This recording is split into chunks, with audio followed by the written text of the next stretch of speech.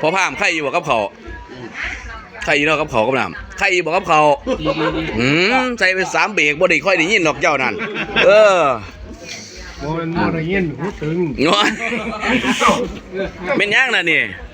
โอ้ยแนวกินข้าวแซ่บงานแหละนั่นแหละเลยแซ่บอยู่พ่อใหญ่พ่อกินครับบ่เอาไก่มาอึบน้ำอยู่บ่มันตีกันตายแบบพวกคือบ่บอกมือเพื่อนว้าเรียนโอ้ไว้พวกหูขาวเบิ่งหูกันดูฮะ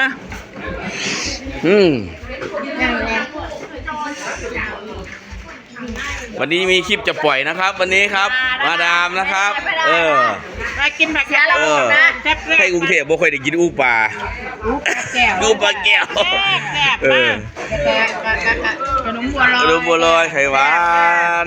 เดี๋ยวงานกินข้าวกินน้ำกันผักกระดาวกับปนปลาแซ่บใช่ล่ะจูเนีย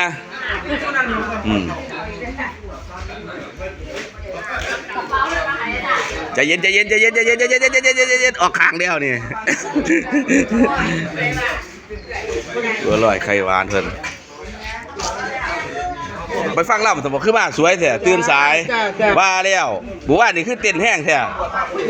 บ่เขาจนสิเอาไปเป็นแดนเซอร์น้ำเด้อนี่เด้อเขาสิเอายาเจ้าไปเป็นแดนเซอร์น้ำนี่เต้นบ้านนี่ป้อนบักลาเนี่ยกับปลานี่ปอดเพิ่นเนี่ยแซ่บย่ำกันแซ่บเวลาพลังนี้ก้อนเขาเอาอบอุ่มบัดเดืองานกลางเต็นท์ว่ะเนี่ยโอ้ยเก็บเต็นท์บัดข้างในวะข้างในโคลิปยาวโอเคผู้เก็บความเดือดร้อนเนาะตรงๆผมกินข้าวอ่ะแซ่บบ่พ่อใหญ่ว่ะโอ้ยครับเสียบกินข้าวก็ห้องหวานดิบ่ผู้นี้มักกินข้าวห้องหวานผู้นึงมักอูปลาผู้นึงมักปนผู้นี้มักแกงเห็ดบาดนี่โอ้ยแม่หมอคือเห็ดแห้งเนี่ยยำหมดครับแซ่บบ่เห็นไหมว่าแซ่บคือเก่าเขาใช้รอบเดียวก็ว่ากินข้าวพ่อใหญ่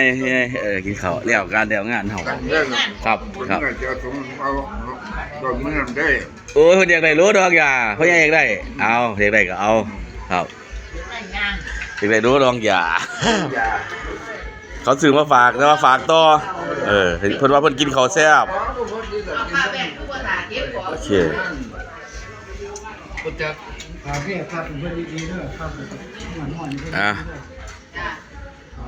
กินข้าวอร่อยเลย